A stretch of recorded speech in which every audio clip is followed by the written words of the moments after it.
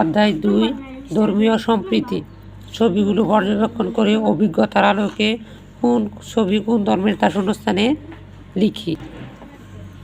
ছবি 1 ইসলাম ধর্মের, ছবি 2 হিন্দু ধর্মের, ছবি 3 বৌদ্ধ ধর্মের, ছবি 4 খ্রিস্টান ধর্মের। উপরের গল্পটি পড়ি। ধর্মীয় সম্প্রীতির গুরুত্ব সম্পর্কে 4টি বাক্য লিখি। ধর্মীয় সম্প্রীতির গুরুত্ব সম্পর্কে 4টি বাক্য লেখা হলো। নিচের বাক্যগুলি পড়ি। একমত হলে টিক চিহ্ন দিয়ে, একমত না হলে আমার মতামত লিখি। ধর্মীয় সম্প্রীতির মাধ্যমে পারস্পরিক সুসম্পর্ক গড়ে ওঠে। ঠিক।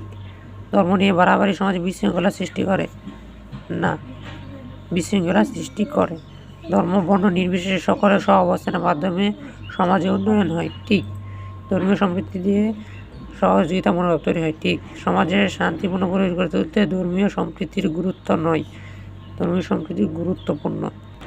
উপরের বিবৃতিগুলো পড়ে ধর্মীয় সম্প্রীতি রক্ষায় আমি কী করব তার তালিকা তৈরি করি।